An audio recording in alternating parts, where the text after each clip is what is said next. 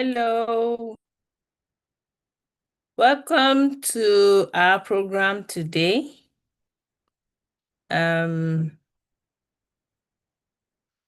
we are Today we are going to look at survival and thriving. Families who are merely surviving and helping them to thrive rather than just survive. If you are on this live, we are saying welcome. Let us know where you're joining us from. We will be happy to have you contribute. It's an interactive process. We want families to share with us what is happening, how they want to be supported, what they need from people around them.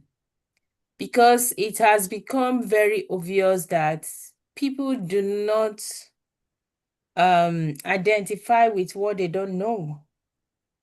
So when people get to know what is happening, they know how they can tackle it. But as long as they don't understand what is happening, what you're going through perhaps, or what your child or your family is going through, we are talking about children or families with children with additional needs. When people don't understand what is happening to you, you don't expect them to be empathic. You don't expect them to understand because they don't understand. So today we are going to look at what families will require to move from just surviving to becoming a thriving family. Um, Many times when we hear things like this, we tend to just look at financial aspects, surviving and thriving based on income level, economic situation. But yes, that is part of it, but it is not always the only thing that can make a family move from surviving to thriving. Now, when we look at special needs families, families with children with additional needs, we realize that sometimes they require much more than just financial support. These families sometimes require more than just financial support um, to move from just surviving to thriving families. So today we are going to also be asking you to make your own contributions.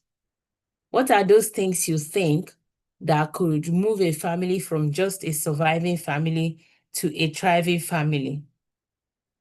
Now, as parents, as neighbors, as people that are just in the same society, as carers, yes, as professionals. Each of these people I have mentioned have their own roles to play in this journey. So when a family is just merely moving through, it becomes a big challenge both to the parents, the carers, and to the child. Because at the end of the day, every form of pressure kind of comes down to the child. Remember in one of our sessions, we talked about how, as a carer, once your mood changes, the mood of the whole family changes. So likewise, once the family, the parents are in that mode, is a survival mode, mode that in that mode of I'm trying to find the right word. That's deprivation mode. That's mode where the lack is so obvious. No matter how much you try to patch it up, no matter how much you try to make it to make the child, to make it less about the child, no matter how much you try to cushion the impact on the child, it's usually not easy, because at the end of the day, the child with additional needs is the one who is the receiving end of everything. So today we are saying, how does a family with additional needs children, especially the girl child, how do they move from just survival mode to thriving mode? Now I'm going to look at just one aspect.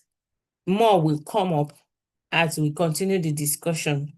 But the aspect that has always been a pointer for us, being that we are discussing the girl child, assuming a family with an additional needs girl child, that they have come to that point where the child begins to menstruate, which is a major challenge. And it happens that this child is a child that cannot just manage any form of, pad that the girl child could use for their menstruation. Can you now begin to imagine if the family is just the kind of family that is just getting by? There are options they won't even consider. Even if it is the best option for their child, they cannot consider it because apparently they will not be able to afford it. So it is one thing that I am here and I am doing what I can to survive. And it is another thing that my child is having a challenge and I know what I can do to help them in that challenge, and I just cannot do it. As a parent, it's like the lowest end of it. It's like the most, annoying thing to happen to you as a parent. It's the most frustrating, most, excruciatingly painful thing to happen to you as a parent, that you know exactly what your child needs, but you can't afford to give that child. I have had situations where I have gone for consultations because post-COVID, is it post or pre-COVID, my consultations involved visiting parents at their home so that you can observe the child, in their natural environment, which is most times the child playing in their sitting room, or, or I could just go out with them when they are in the park. I would just tag along and just observe how the child is interacting with the environment. And while we are there, I will now be, discussing with the parents, identifying areas of support and areas of strength. And it is painful that on such occasions, sometimes after the assessment, we will identify what the child needs. But even for that day, as I'm sitting there, you realize that if you don't do something, this child may not even have the next meal. And you're not just talking about what your visit is worth, but you are now worried about how you are leaving this family, where is the next meal coming from? So your pay has become a secondary, in fact, a tertiary issue. The primary issue at that point will be what is this child going to eat the next meal? And then subsequently, as you're discussing with the parent, what you're discussing is, has anything come up recently? Is there any means of income that is coming up? How do we help you? What can you do? Who do we know? How do we fix you up somewhere so that you can at least be earning basic, income? Some of these times, because I am a nutritionist, it's painful that the child is eating the very things that are not right for them, or that the child is not getting the right type of nutrition they need. And you're there trying to like modify. So in that occasion, there is no basis, because usually it's when you see what is on the ground, you are talking about how you can modify it to suit the needs of the child. So when a family is simply surviving, you realize that there is no basis at all for you to even come in as a professional to work with. You, the professional, will be the one scratching to find a base for the family. So, welcome, Tina. Tina, you're welcome. Oh, thank you. Yeah, today we are talking about how we can support families to move from just surviving to thriving. All right. Yes, and I am looking at examples of how families can be really desperately in need, that even as professionals, you come in and you don't even see, like, okay, talking about me now as a nutritionist, I said sometimes I go to a family and you are there to like say, these are the right nutrition that this child needs. This is how to prepare it to give the child the best kind of nutrients. But you go there and you realize that the child does not even have food for that day, you know? You Yeah. realize that the family don't even know where the next meal is dropping from. So what are you modifying? You don't even have a base. You don't even have, when it comes to you now, just because you are in this country, we are talking about maybe in countries where there are no systems in place. You could Mm, visit a home and you are talking about therapy tools, and mm, you know that the family cannot even afford to clothe the child properly, and you are talking about therapy tools. So it becomes a whole lot of pressure. It becomes um a whole lot of uncomfortable situation for both the parents. So at the beginning, I was saying how this transition from from surviving to thriving, how the whole situation is affecting the professional, the child, the family, the society, everybody around. So mm. I want to just hear your own, just chip in something. Let's keep this discussion going.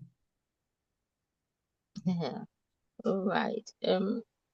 I think families from helping families to thrive, not just surviving.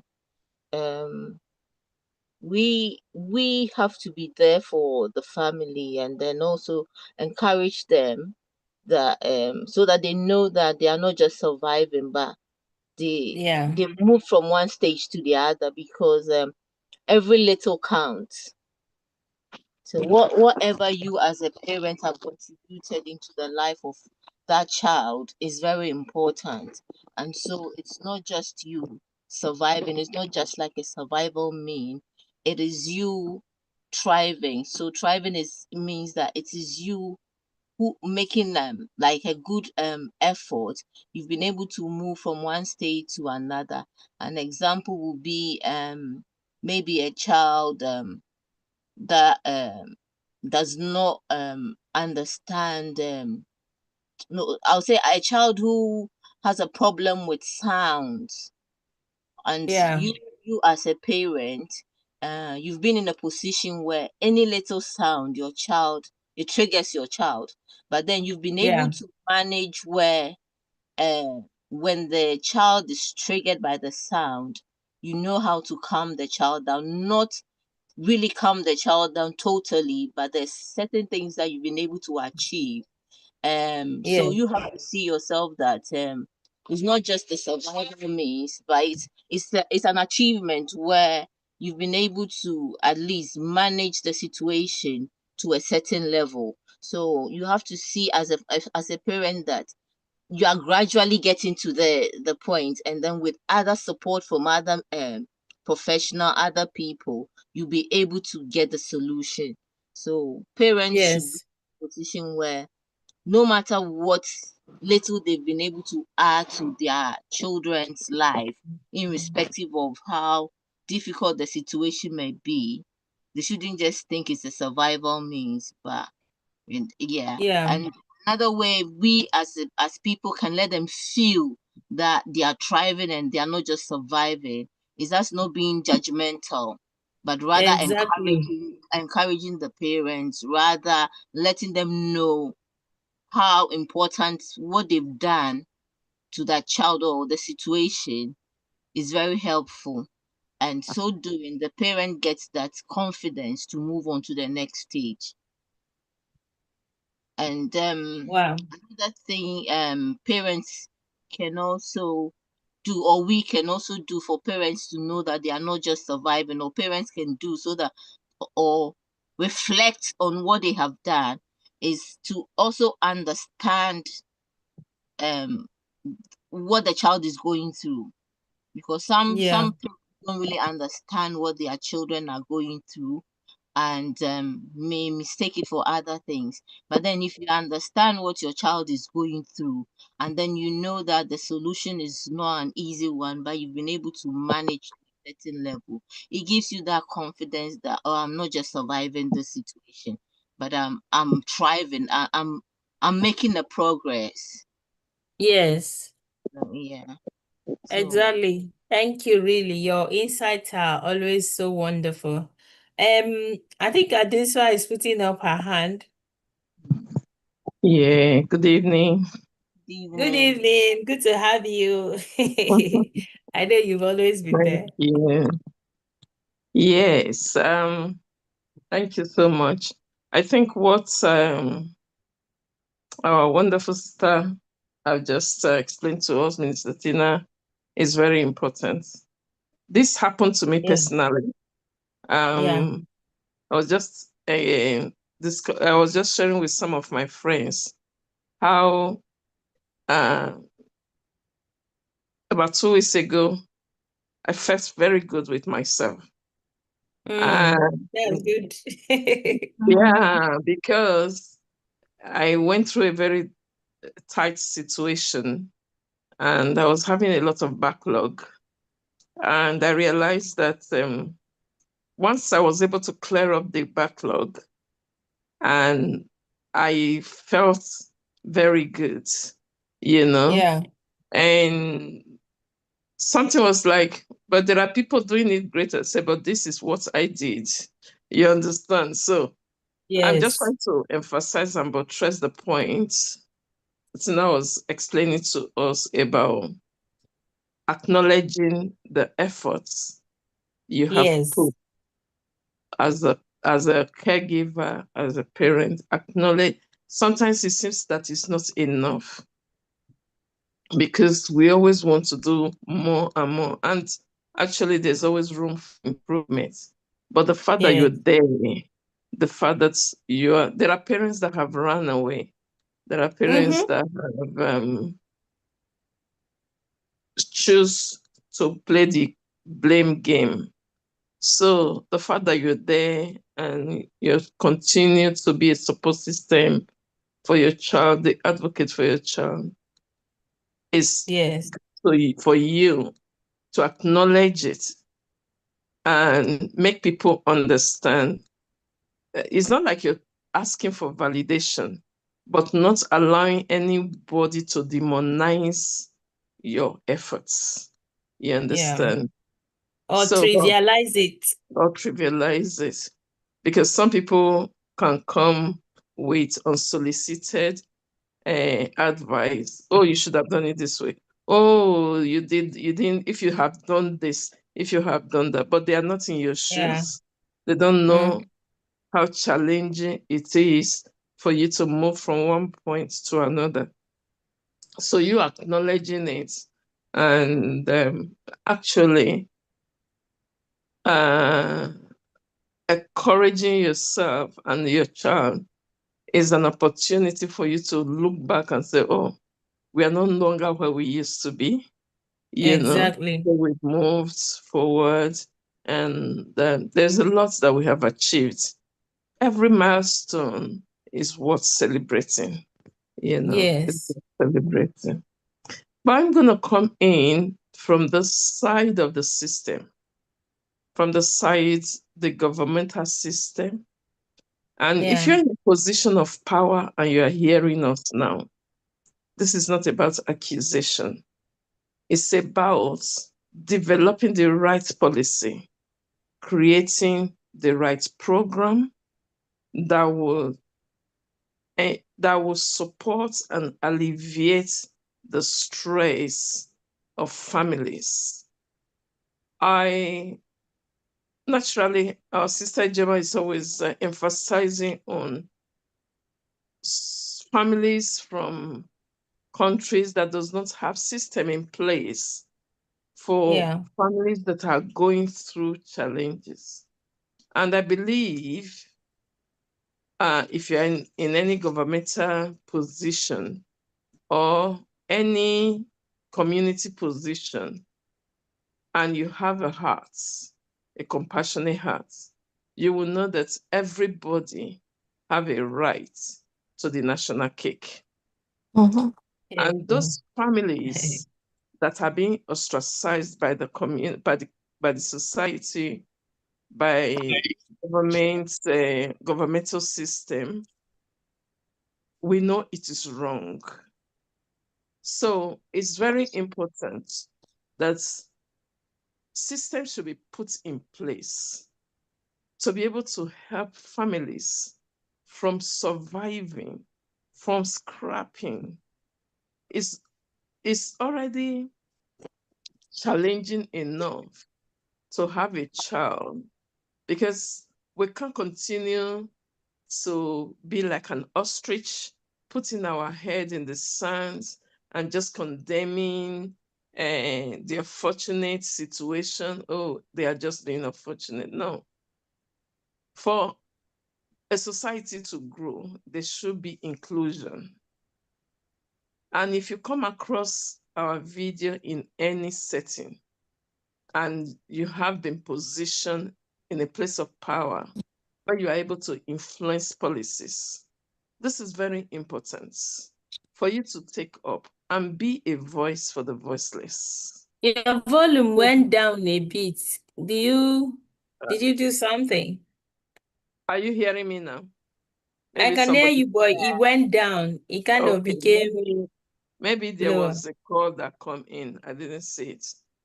Okay. So I'm just encouraging many that if you happen to be in a position, because it's easy to serve the rich, it's easy to serve the powerful, it's easy to serve the prominent people. But when you have the capacity to be able to reach out to those that are struggling and to be able to create a policy that will bring a change to lives that are surviving into a place whereby they are able to thrive. We've heard as a professional, as a nutritionist, she knowing that there are food that will aggravate the situation. She can't even begin to explain it because there are not even basics to start with. Exactly. So, a society that does not even have basics for its own grassroots, so to say, the most vulnerable is a failing Yeah. society. You understand? And we can't Yeah. say That, we are change makers when the vulnerables in our midst are being ostracized and isolated for one reason or the other. So this is an appeal from this platform to those that will come across and that have the voice and the power to be able to create that change. That some of us are in it in the third world, we're still advocating, but 100 years ago, according to my research, when I was doing my thesis, Yeah. same situation was being frowned on. Many families were being ostracized. They were being undermined. Some people were just being injected to die. But they have Yeah. evolved. They have evolved. There's in most of this uh, Western world, there's what they call equality Yeah. policies. And there's all the where equity comes in, Yeah. and this because they have chosen to evolve. So wherever we are, whatever community or society, if we choose to be compassionate, if we choose to evolve, it does not take extra effort. It just takes a humanity. I think it's Martin Luther King that said that for once to be great, you don't need to be extremely rich. You just need to Yeah. have a heart, Mm-hmm. big heart that's compassionate and empathetic to the situation of others. So we are not just about imposing it on parents or the caregivers or just the family, but we are calling upon the governmental bodies, the policy makers, those that have the ability to advocate, the power, because for a reason you have this power have been invested in you. Yeah. Some people that are talking today is because of the help they have received, they are able to boldly come out to be able to start giving the advice. Some of us, we've gone back to school to study these situations. And as we were explaining last week, we have able receive some funding to be able Yeah. to create an environment, a support system, to create uh, an inclusion atmosphere where parents can have short break and just, breathe and have a cup of tea without the Yeah. children, you know, because there are trained people that will have those children for a few hours. Mm-hmm. So this, and we have, I believe in every society, we have rich people, we have um, influential people that have the capacity to create the same opportunity to reach out. You understand? And to train Yeah. people that can be able to instigate this change and influence this change. So Yeah. it's very important that for a family to move from a survivor mode to a thriving mode, we are going to need the the parents to be acknowledging the efforts they are putting in, that they are making a difference. Because it's easy to Yeah. just go into depression thinking that you are the only one this has happened to. If you were good enough, Mm-hmm. if you were more, if you were doing more, if you were, it's easy to go down the rabbit hole. But we are telling you today that just breathe, acknowledge, give yourself a pat in the back. A part. Okay, you're doing well. The fact that you are just there, because your solid presence is making a lot of difference in the life of your child. You might not understand it, but you are their safe place. Mm. You're the one. They might be misbehaving, they might be, you are like, oh my God, they have started. But because you're their safe place, you're their most trusted person, they can be themselves just around you. So you're doing well and well done. for how far you have come. And if you're a carer and you're a family that have been supporting, from here we are saying thank you. As long as what you do is not judgmental and you just out of your gracious self, even if it's as a job, because this job is not a job that is how will I say it? We are not doing it That's because of money. for the financial. No, it's not for the financial gain. Because to be honest with you, if you weigh it, what you put in, especially emotionally, the emotional investment compared with what you gain from it is not um is not actually it does It's not not worth compensate. it. You You have to have Yeah, understand? that spirit of But empathy. you go out of your way because of the vocation and the love for humanity. So you're doing well and we thank you. But we want to take it further because the reason we have the government in place, the influential people in place, is to be able to look out for the vulnerables. And if in your policies you have not included those that cannot speak for themselves, you failed. You have failed exactly. woefully as a society, as a government, as a voice, as an influential person. You have failed woefully. So we are pleading with you because it is easy to just say, oh, because we are in the Western, they didn't start all in one go. They evolved Exactly. because they choose to evolve.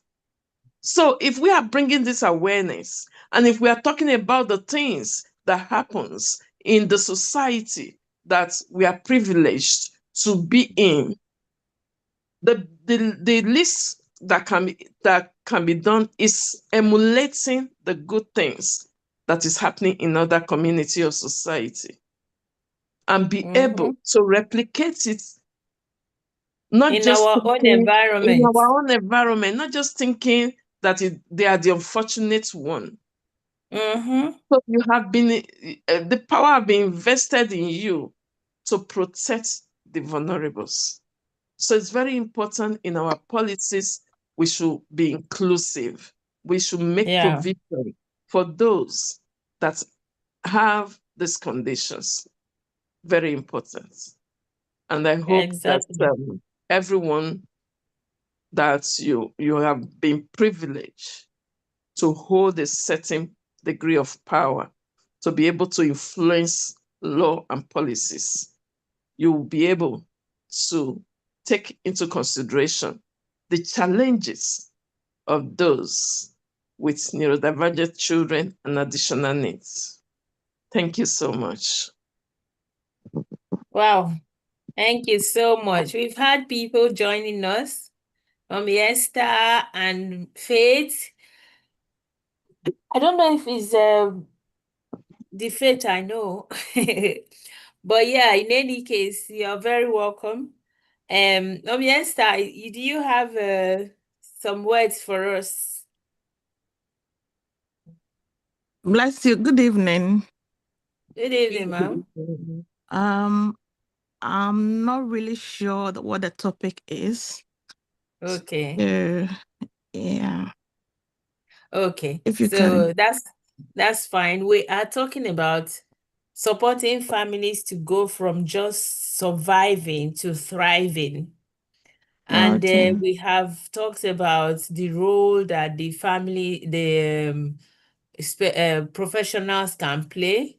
And Dr. Adesuwa has emphasized so much on the role that policymakers, the government can play in supporting these families to thrive. I mean, not just surviving, but thriving in terms of helping to create that inclusive environment in terms of policies, in terms of provisions, in terms of systems, making it purely inclusive where everybody's needs are taken into consideration, where the voiceless are given voice. And she categorically said, if you have a government where the voiceless are not heard, then it's a failure.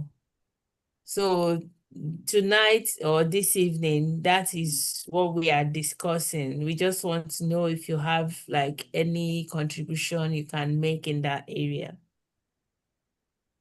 All right, thank you. For my experience, I think I'm getting enough support that I should get. It's just that Okay. sometimes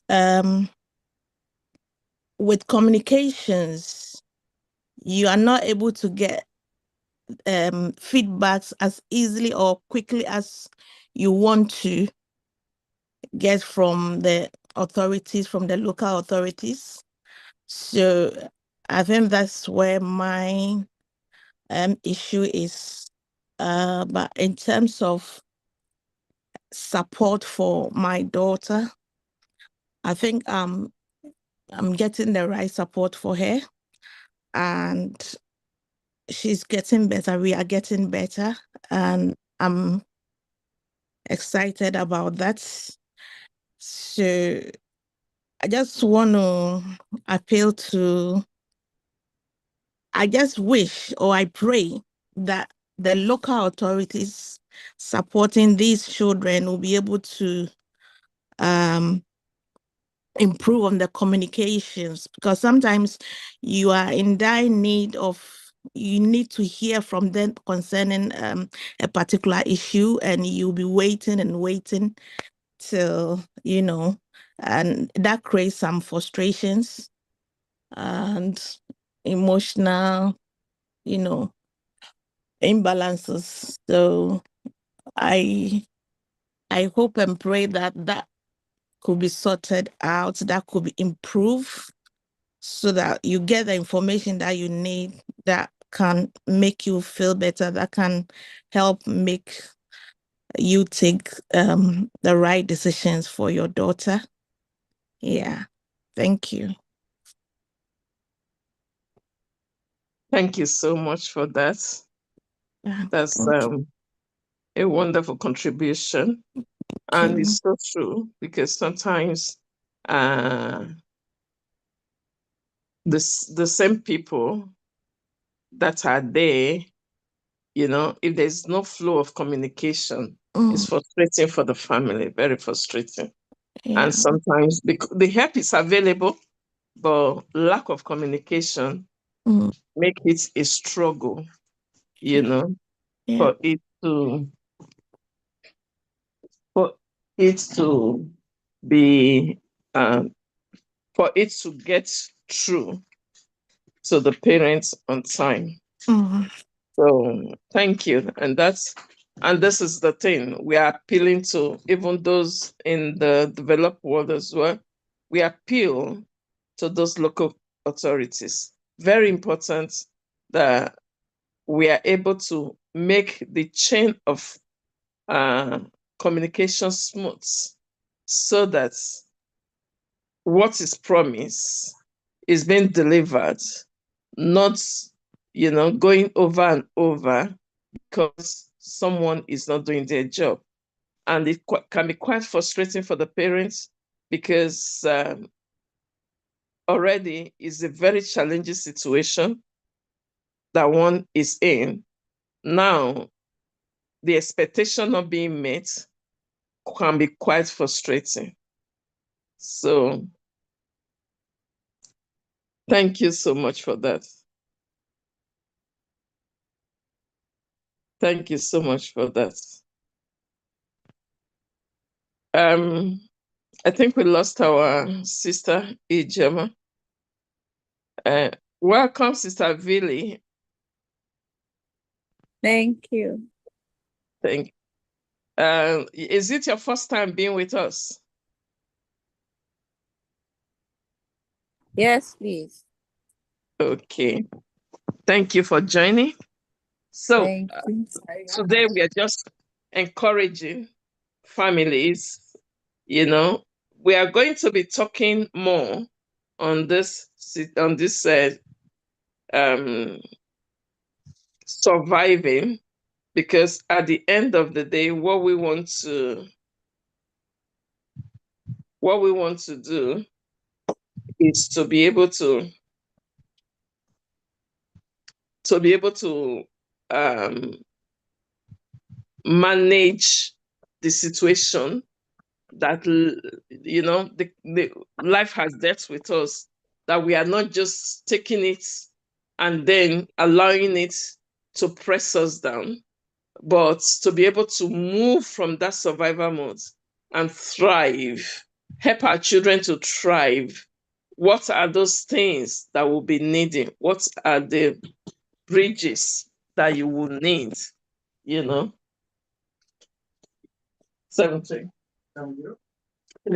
No, it's not working. 70 is not working. 7-3. Oh, sorry, 73. Thank you. Sorry about that. So this is the point.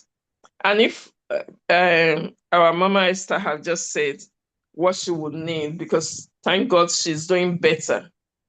So what she would need to even push better is that there is a better communication line between parents and the system. So if I may ask, what is that thing? What is that thing you will need, that you feel you will need as a parent right now, to improve the situation, to move from surviving into a thriving place?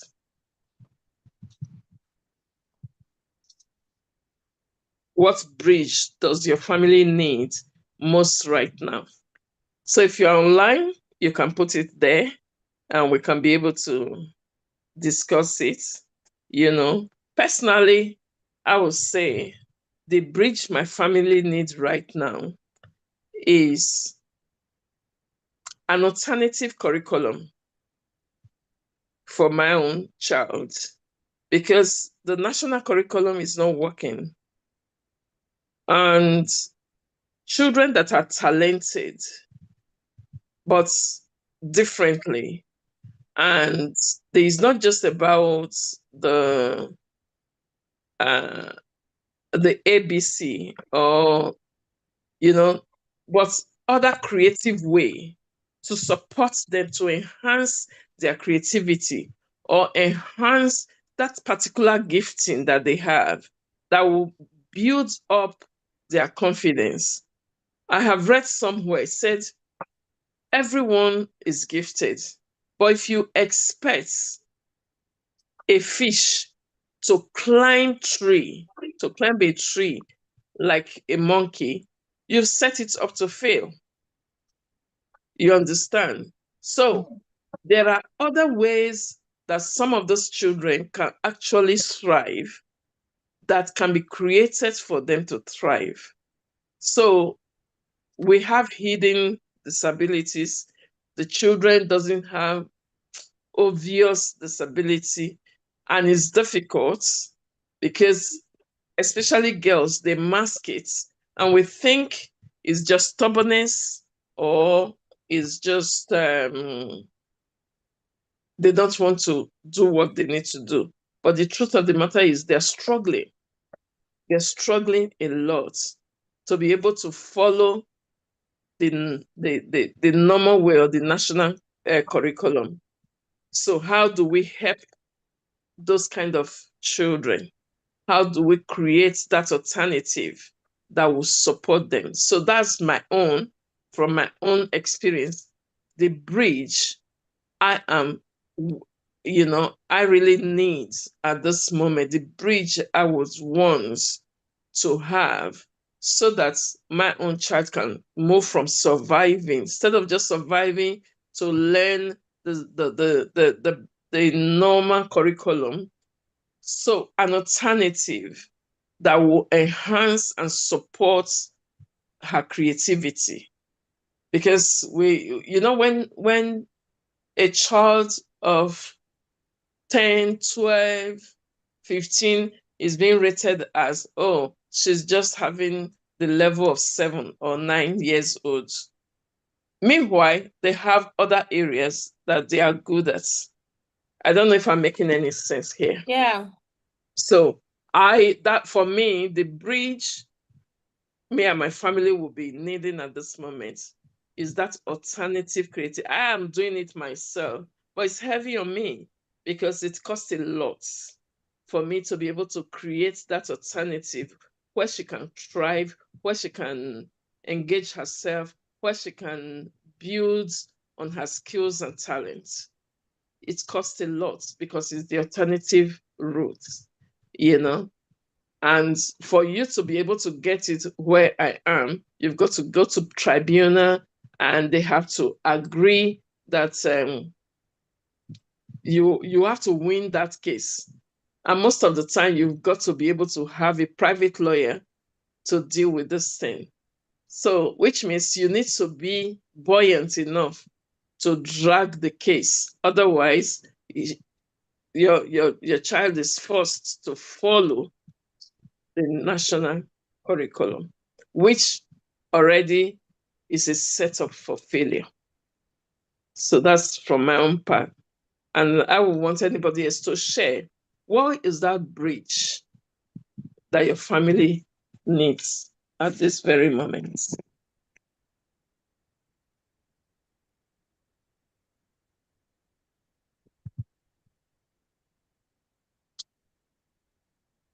Good evening, everyone. Good evening, Good man. evening. Good to have you today. How is everyone doing? We are Yeah, good. doing well. I didn't know I didn't have camera on. Let me show you my red hair. Really? That is smarting. That's nice. You're enjoying the That's summer. cool. You're That's enjoying the really nice. summer. Sister Jama, how are you doing? I am good though. When my people are getting ready, I'm babbing the small one that I have. Maybe I should grace. Oh, God bless you all. Good to Thank have you all you. so much. I didn't join on time, but I think I can pick from what everyone is contributing. And to what Sister Adesuwa just said, I think we are in the same the same stage or the same names, I would say. And adding to that as well, the another thing that I need, we are all individual, we are just speaking our mind of what we think we want or we can get from the sister and all. It's more of support network and and I wish also the educational.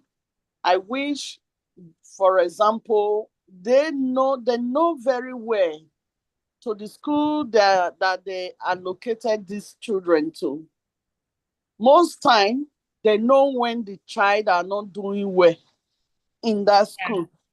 Even though we parents we complain, you are the one that gave birth to your child. You know your child very well. You know Yes. that, oh, this child, since she or he has been going to this school, there's improvement, there's no improvement. You know that very well. And we try to speak our mind to them that, oh, I don't think my son, my daughter is doing well, but they are not showing concern. It's like you just complain. At the end of the day, they are not ready to listen. And it hurts a lot. As our sister said, that like my own child now, who is 13 years, going to 14 years, they will be rating her like 48 months. It break. I don't know. Sometimes I used to sit down. Do these people even sit down to think about what they are telling parents? So, and I wish that there can be improvement in that area to listen to parents while we talk about educational needs school that is not suitable for our children that they allocated, because most times not the school we allocated to our children that they give them. They don't offer those school to them. They decide to choose their own school. And even to give them more of speech and language therapy. If it's for them to train more people in that area, I wish the government would be able to do that. Every child is supposed to be having at least 3 times in a week in their own school, speech and language therapy, but most times once in a month. So apart from that, you parents, you are doing your best at home, but your best is not enough because most time you are tired, you have other tasks of things that you do, you have other children, you know, you need your own personal support, but you can't even support yourself because too much commitment that we carry. So yeah, we thank God. I thank God for the life of my daughter. In the area of the sister, I don't think they are doing anything for me, to be honest. And I always try to write them, push, push, push. But I just want to thank God. I just want to use this same time to say thank you, Sister Adesuwa. Thank you for the love. Thank you for the support. Thank you for everything. You are my big sister. That God God bless the day my brother introduced me to you. So I just want to appreciate God because I know so many times that so many things that I've also learned from you, and even we coming together once in a while that we are doing every week. I've also learned from this as well. So, and I just pray that the school, the educational system, there will be improvement to support these children more, to make it more like, how will I put it? So give a listening ear to parents, you know, to meet up with the children needs. It's not about making a care plan for them, using a bullet point to write out what the children needs are, what they need, especially Yeah. children that have learning disability. My God, learning disability. Got learning Yeah. disability, and most children that have this ASD, they have more than ASD. Some have HDAD, some have other Down syndrome that follow. But the sisters sometimes they are just concentrating in one. The one, yeah. And when they are concentrating in just one aspect of it, and they are not even supporting enough. So they are leaving everything for parents to take care of, which is yeah, we are here now. Most parents they are looking for a way like this. They don't know it. They don't know how to come across people like this to sit down to enlighten ourselves. They are just there. They are waiting for whatever they told them. That's what they can use. If they don't tell them anything, they can't help themselves. And sometimes we should also appreciate ourselves coming together, sitting down, rubbing mind together, sharing idea of what we think our children lack or what they need, or we the parents what we need, where we can go, how we can ask for information. Exactly. For me, I think it's a good thing, and you are doing a good thing, ma. You and Sister Joma, God bless you both for putting this together every week. I appreciate, and I pray that God will make things, will turn things around and touch the heart of those in the position that is giving what is necessary to give to these children in every area. That's my prayer, because it's only God that will just do it, and we will just continue to be supporting ourselves. And for example, if we don't understand anything, we can ask each other. That's why we are here. So that's me for now, that I can contribute to what we are saying today. I know there's more of what we have been doing, and there's more coming, and I love that. I would like to know more about it. Thank you all. God bless you all. Thank you so Thank you much. so Thank you. much. Thank you, thank you, Thank thank you. you. We appreciate you so much as well. This is another strong mom that after having the diagnosis, this is just to encourage somebody. It's not like to hype anyone, but she went back to school and went into nursing for disability. And now, one of the things she does is supporting families that have neurodivergent and that are going through mental health issue. So, which on its own becomes a therapy for her. So she has moved, though the challenges are there, but she didn't allow it to become her identity. She has, evolved, and she has moved into the core area of what that, and she realized that there are even more people that even in a worse situation that don't even have a clue, even the indigents of the country. You understand? So that's why creating this awareness is very important. And being, rubbing minds together, coming into this kind of place helps you to take away that extra body. Like I said before, it's easy to just go down the rabbit hole. It's easy to be feeling pity for ourselves. It's easy to tell ourselves we are the worst that has ever happened to humanity, that maybe it's the unfortunate, maybe the whole world or God himself hates us. It's easy. And to be honest, misery loves company. Yeah. But if we now choose to see that our children, actually, they are not a problem, we look into it. Granted, they have learning disability, but what's about my child?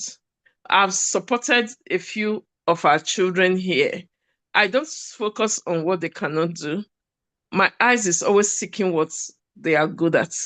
You understand? And that's the area I want to focus on, because that's what I do with my own child as well.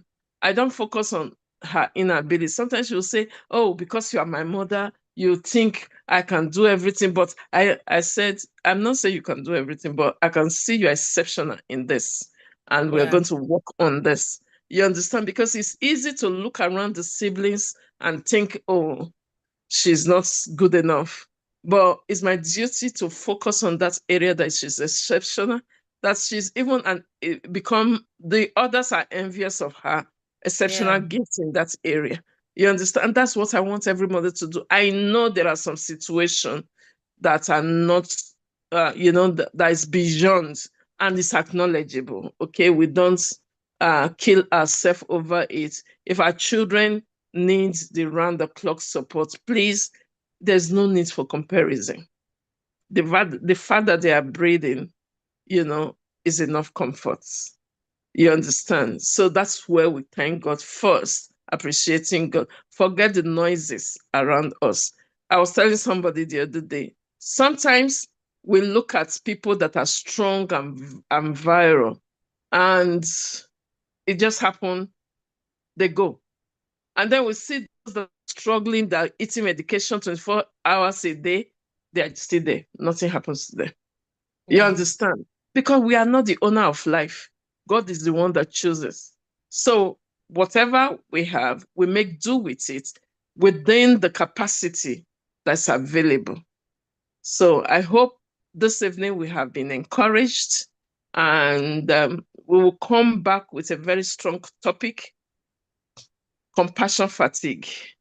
And Yeah. because it's part of what we're going to be dealing with in our trauma events, but we're just going to be touching it from the perspective of carers and parents and those that are in the position, how you can build yourself, how you can take care of yourself, how you can shut down the noise so that you are able to still be strong enough for your children or for your child.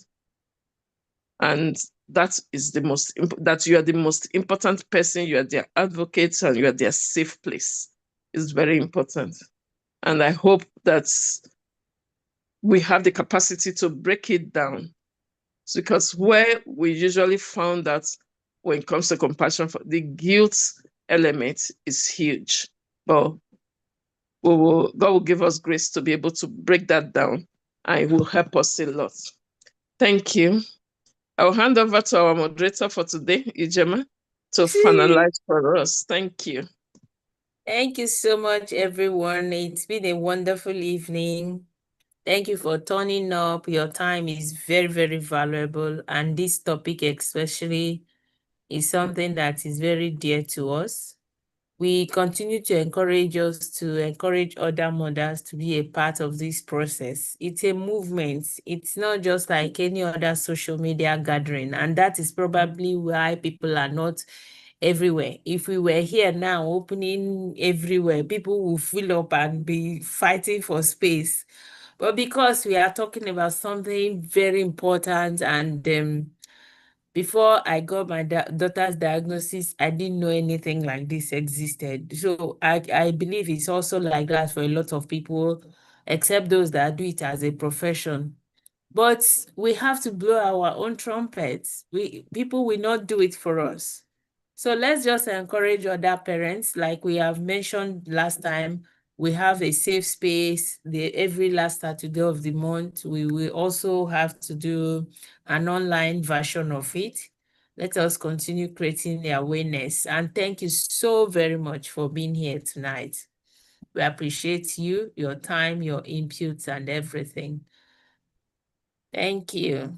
Thank you. Amen. Have a wonderful week. Thank Bye, you. Thank everyone. Sister you. Billy, thank Thank Good you. you. evening. Thank We you. appreciate you. And I don't know, do you have our WhatsApp connection? No, please. Thank you so Okay. much. This is my number. If you can pick it up. Well, I Where are invited you from? Eh? Ghana. It's from Ghana. Okay, can you connect Oh, her to our WhatsApp connection? I All will right. make every one of us admin there so that we can add people. And then, and then we can be able to support one another. Thank you for joining all the way from Ghana. We thank appreciate you you. very And we much. hope Please, you are able to be empowered to be a voice in your community. We will talk with Exactly. you. Thank you. Have a wonderful week, Evening. everyone. Bye-bye. Bye, everyone.